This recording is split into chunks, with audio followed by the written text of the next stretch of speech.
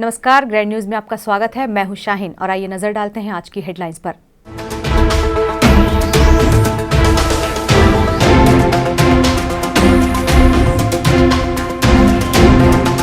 घर से पानी की बोतल और टिफिन ले पहुंचे स्कूल। 11 माह बाद छात्रों और शिक्षकों ने रखा स्कूल में कदम।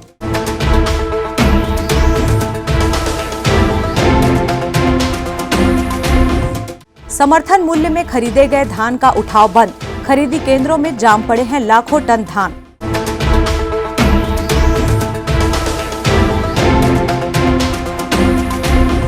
केंद्र सरकार के किसान बिल के विरोध में दुर्ग विधायक ने निकाली किसान अधिकार रैली।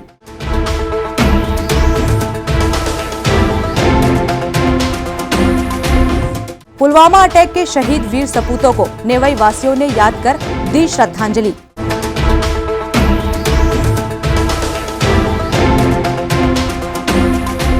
ग्रैंड न्यूज में अब खबरें विस्तार से। शिक्षा विभाग द्वारा जारी आदेश में कहा गया है कि राज्य के सभी स्कूलों की कक्षाएं 15 फरवरी से प्रारंभ करने की अनुमति इस शर्त पर प्रदान की गई है कि केंद्र और राज्य सरकार द्वारा कोविड-19 संक्रमण से बचाव के संबंध में समय समय पर जारी किए गए आदेश, सभी दिशा निर्देश का अनिवार्य रूप से पालन किया जाए।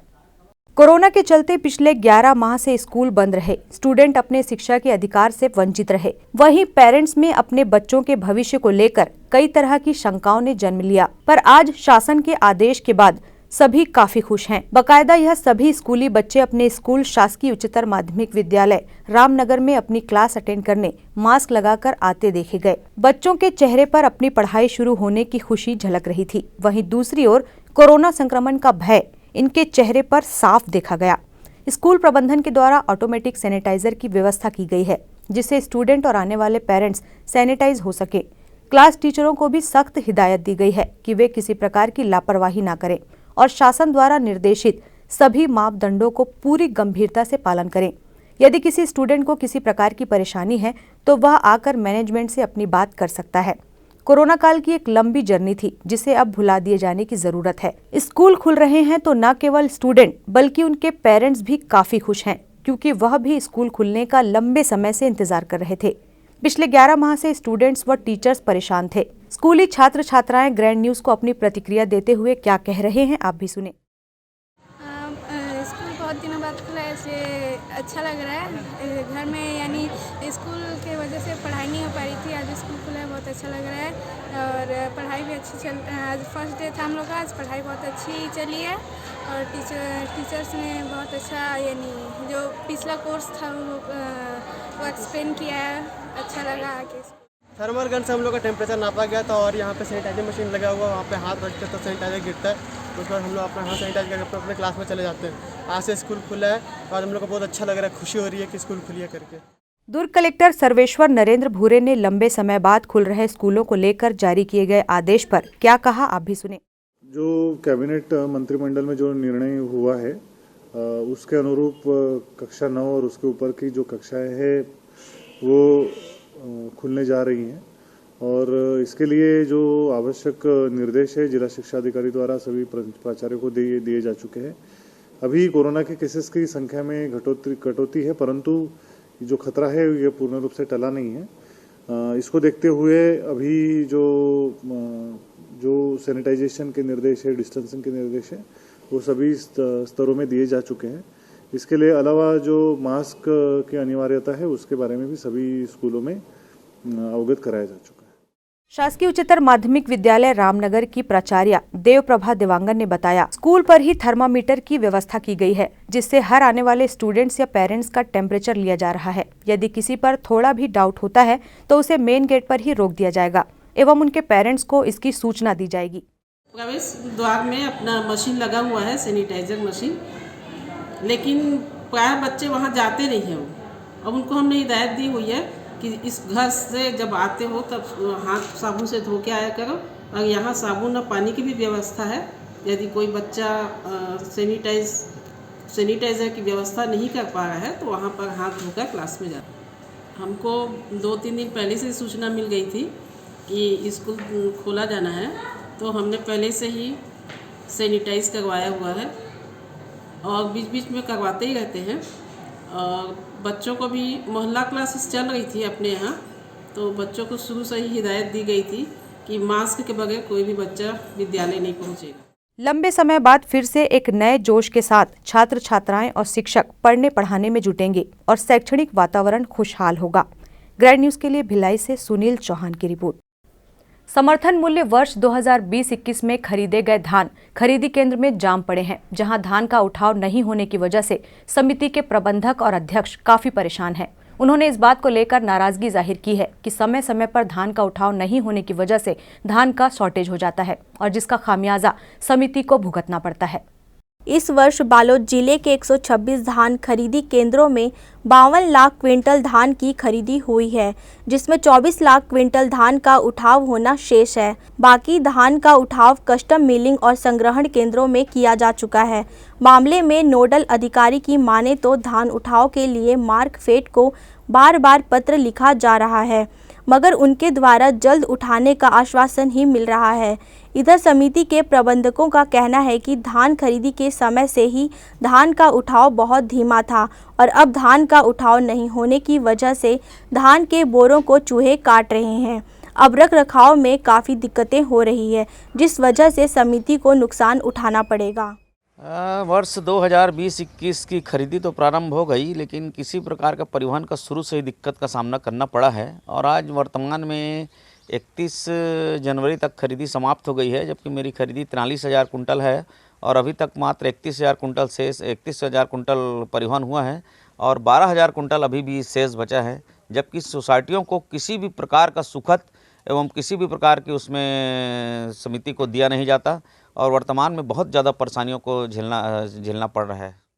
धान खरीदी केंद्रों में वर्तमान में भी 23,80,000 कुंटल लगभग धान समितियों में शेष है और हमारे द्वारा मार्कफेड को लगातार पत्र लिखा जा रहा है कि धान का उठाव समयावधि में किया जाए, पर मार्कफेड द्वारा डीएमओ द्वारा ये बताया गया है कि वर्तमान में हमको 12 लाख कुंटल मीट्रिक टन का जो टीओ जारी करने का आदेश हुआ था वो हो गया है और मिलर्स के द्वारा भी धान उठाव का कार्य किया जा रहा है और जैसे ही शासन का कोई दिशा निर्देश उस पर आता है तो तत्काल टीओ काट कर परिवहन किया जाएगा, ऐसा बताया गया है।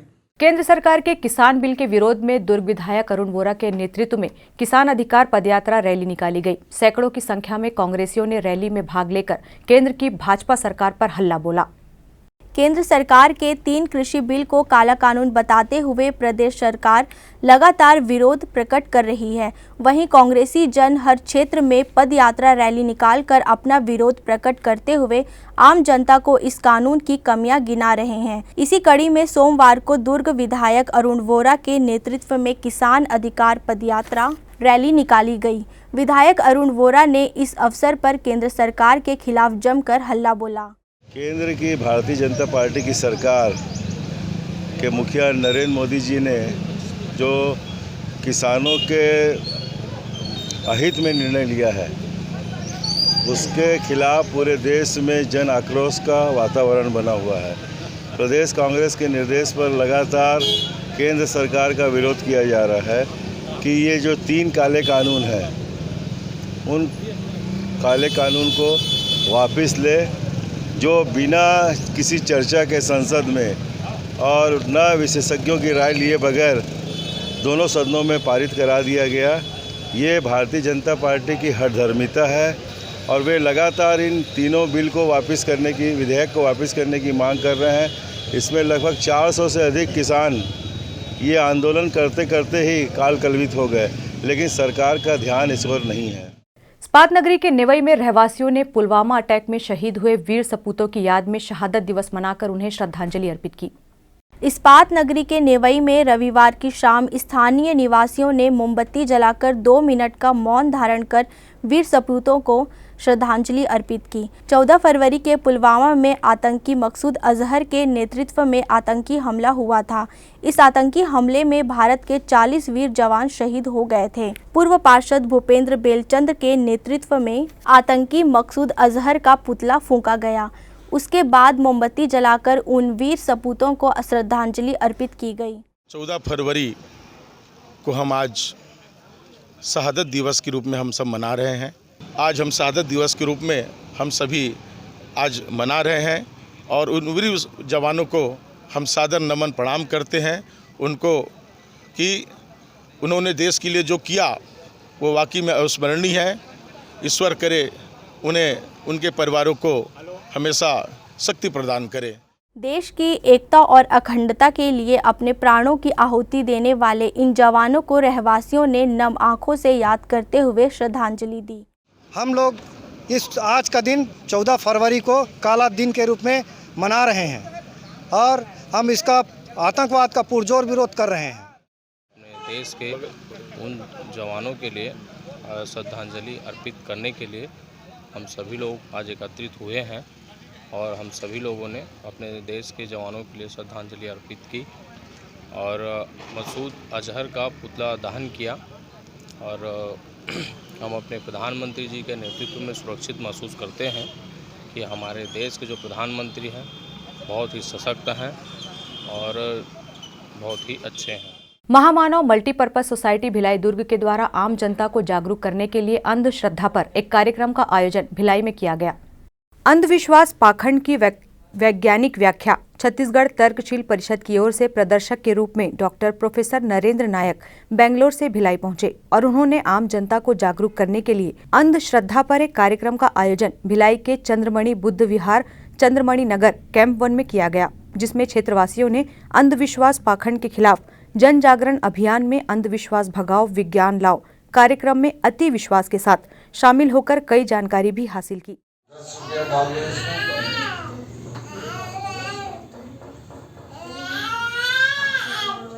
10 रुपया डाल दिया गीतिका ने इसमें,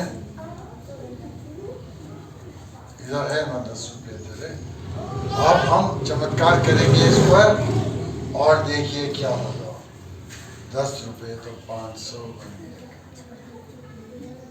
कैसा होता है चमत्कार? ये तो मैजिक का बैग है, इसमें 2 कंपार्टमेंट है, ज़्यादा नहीं बताएंगे क्योंकि मैजिक वाले इसी का प्रयोग करते हैं। Thank you.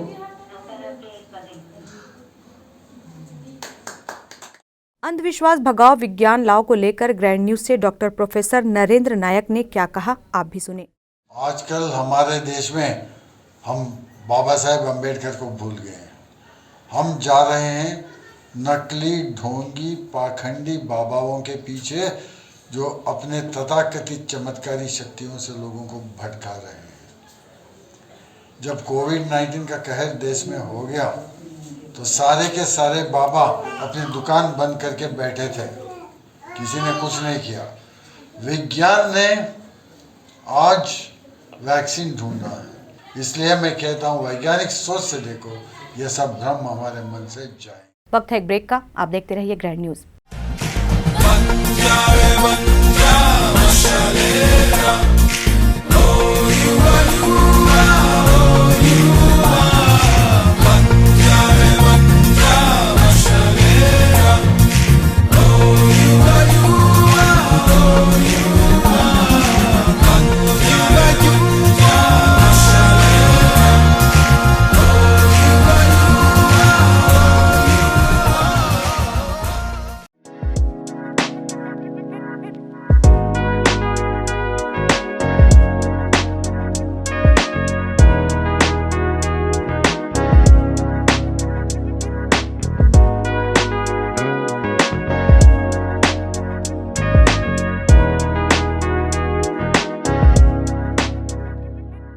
सेलिब्रेशन सफारी बारनावा पारा वाइल्ड लाइफ सेंचुरी में स्थित खूबसूरत cottage and rooms, Bastar art से सुसज्जित शानदार कॉटेज, सर्व सुविधा युक्त रूम्स, बाथटब युक्त बाथरूम, स्विमिंग पूल, बच्चों के खेलने के लिए पार्क, खान पान की व्यवस्था, प्रोफेशनल सर्विस, सेंचुरी घुमाने के लिए वाहन की व्यवस्था। सेलिब्रेशन सफारी बारनावा पारा। For booking and more details contact 9425507202। मैं जब अपने बालों को कोम करती थी तो मेरे काफ़ी ज़्यादा बाल कोम्बिंग से टूट जाते थे और सीजनल चेंजेस की वजह से डैंड्रफ भी होता था। फैमिली में भी कुछ लोगों को ये प्रॉब्लम थी। तब मुझे मेरी फ्रेंड ने वास्तु गुरुजी हेयर ऑयल सजेस्ट किया, जिसके सिर्फ 2 यूजेस बाद ही मुझे ऐसा लगा जैसे मेरी स्कैल्प क्लीन महसूस हो रही है और और सिर्फ 4 वॉशेस बाद ही मेरी हेयर फॉल और डैंड्रफ की प्रॉब्लम ऑलमोस्ट जड़ से खत्म हो गई।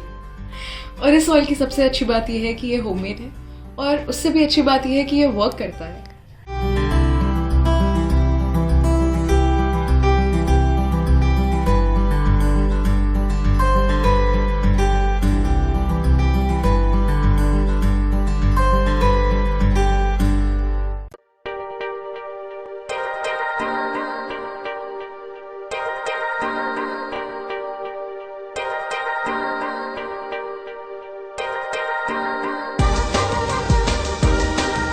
Relationships are forever.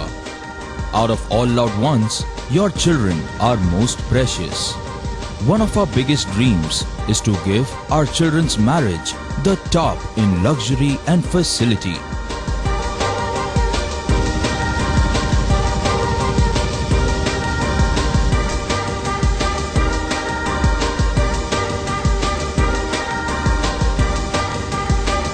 In today's busy life, you cannot afford to take time out for everything to be perfect for your marriage. And you cannot compromise on quality of service for your guests. Our customized marriage packages are made just according to your wish. This presentation will acquaint you with the different luxury packed marriage packages available.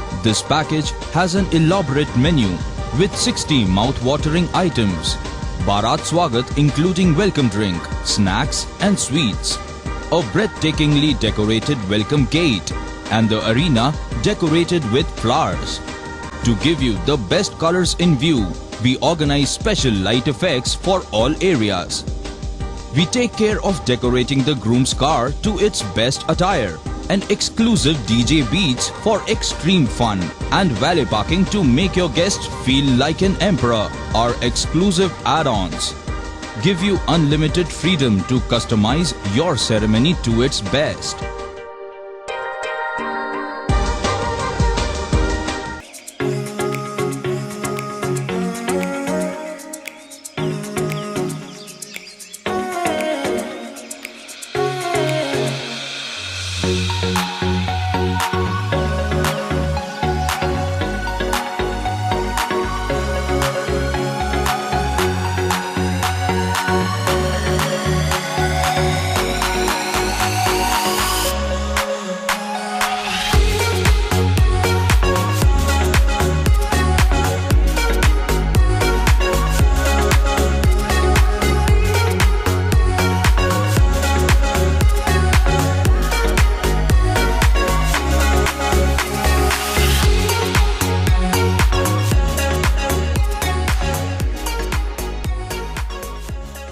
दुर्ग जिले में चिकित्सा के क्षेत्र में वरदान साबित हो रहा एसआर हॉस्पिटल एवं रिसर्च सेंटर।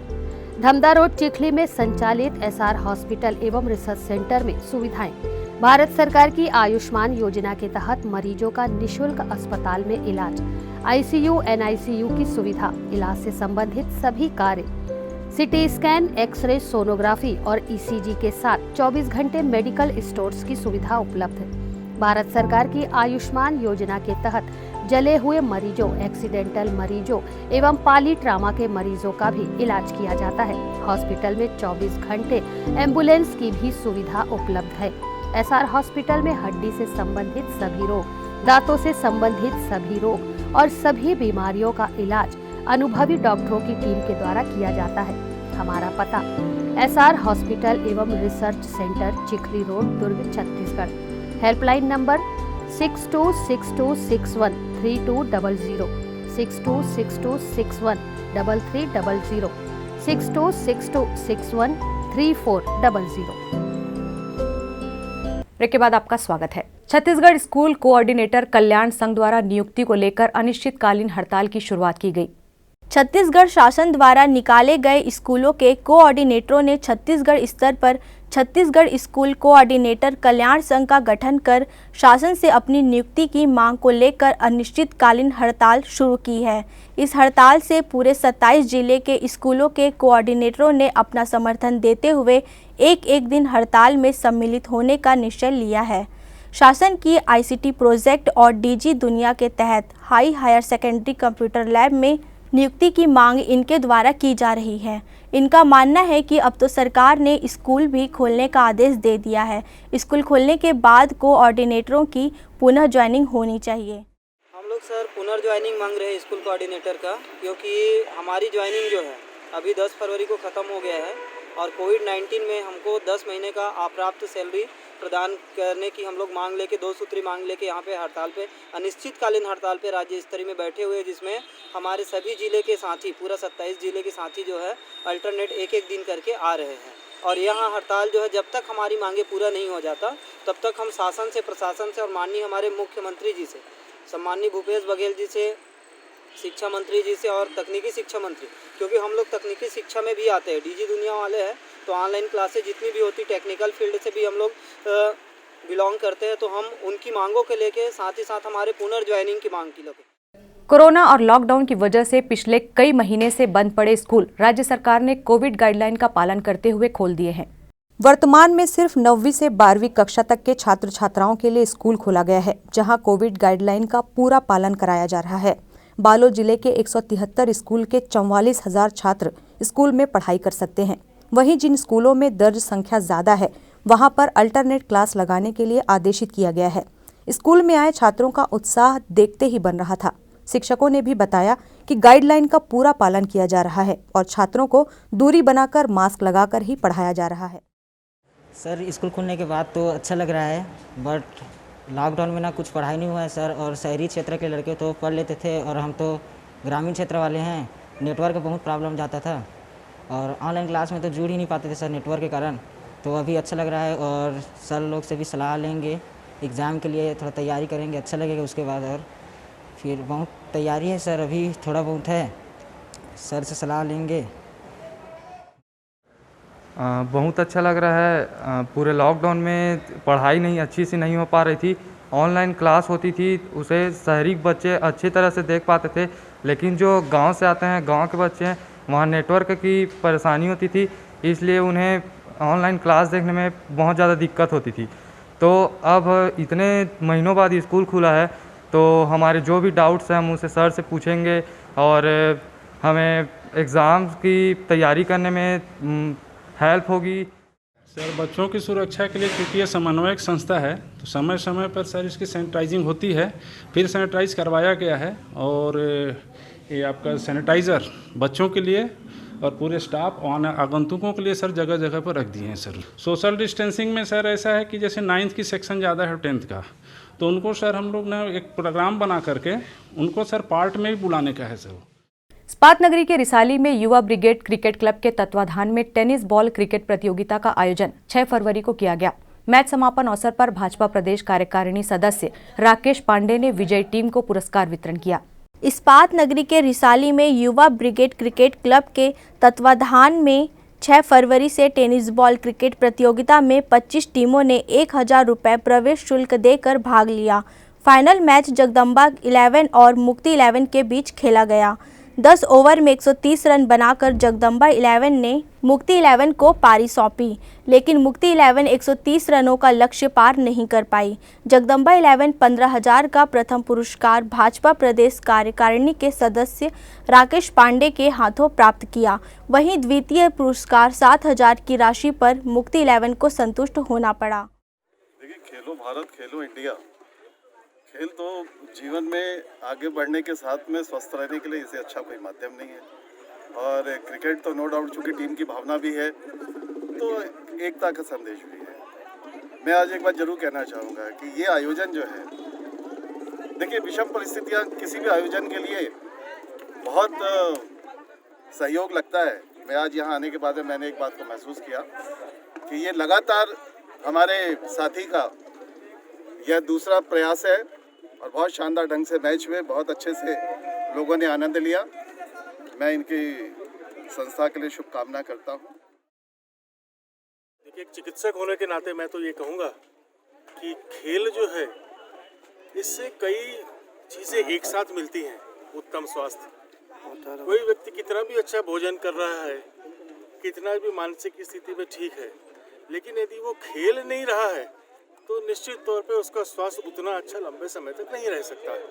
खेलना आवश्यक है, चाहे वो छोटा बच्चा हो, चाहे युवा हो, इवन चाहे ज़्यादा उम्र के भी हों, अपनी उम्र के हिसाब से, शारीरिक क्षमता के हिसाब से सभी व्यक्तियों को, सभी इंसानों को कुछ ना कुछ खेल खेलते रहने चाहिए। कमरे में बच्चों से भी मेरा ये निवेदन है कि कमरों में बंद रह के टीवी या मोबाइल के माध्यम से खेल ना खेलें, जो कि आजकल बहुत ज़्यादा प्रचलित हो गया है। एक चिकित्सक होने के नाते मैं कहना चाहूँगा कि आउटडोर गेम्स खेलें, मैदान में खेलें। खेल को लेकर लोगों में सम्मान होना चाहिए, क्योंकि आज का युवा मैदानी खेलों को छोड़कर मोबाइल के खेलों में अपनी पकड़ ज़्यादा मजबूत कर रहा है। यह हमारा एक हफ्ता का कार्यक्रम था, जिसमें 32 टीमों ने भाग लिया। 32 टीमों के अनुसार निर्धारित एक एक टीम को 5-5 मैच खेलने थे, अनिवार्य था, जिसके अनुरूप 5वें मैच के पश्चात एक टीम को फाइनल खेलना अनिवार्य था। जिसके पश्चात अभी जो टीमें फाइनल खेली वह टीम थी जगदम्बा 11 और ओपी 11, जो रिसाली की टीम है, जिसमें जगदम्बा 11 ने विजय प्राप्त की और ओपी 11 ने उपविजेता रही। बालोद जिले के डौडी लोहारा थाना पुलिस ने नौकरी लगाने के नाम पर लाखों रुपए की ठगी करने वाले शातिर ठग को आखिरकार गिरफ्तार कर लिया। आरोपी का नाम सतीश उपाध्याय है, जो दल्ली राजहरा का रहने वाला है।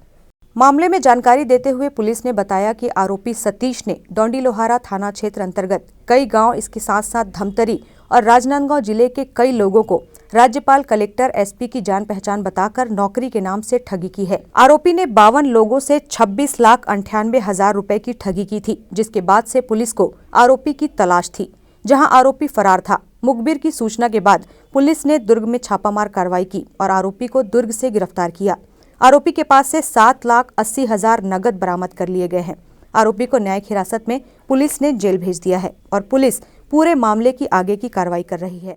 डौडी लोहारा मनीष शर्मा, थाना प्रभारी गुंडादेही रोहित मालेकर के नेतृत्व में 2 अलग-अलग टीम बनाई गई और साइबर सेल का इसमें मदद लिया गया। आरोपी के पता तलाश करने जब उसके मूल निवास जहां पर अभी रह रहा था वर्तमान में राजहरा के आसपास जब पता किया गया तो पता चला कि आरोपी ठगी करने के पश्चात से फरार हो गया है और टीम बनाकर आरोपी को दुर्ग से गिरफ्तार किया गया है। आरोपी के गिरफ्तारी पश्चात इससे पूछताछ करने पर इसने ठगी करना स्वीकार किया गया। आरोपी के कब्जे से पुलिस द्वारा नकदी 7,80,000 रुपया जब्त भी किया गया है। ग्रैंड न्यूज़ की खबरों में फिलहाल इतना ही। अब इजाजत दीजिए, नमस्कार।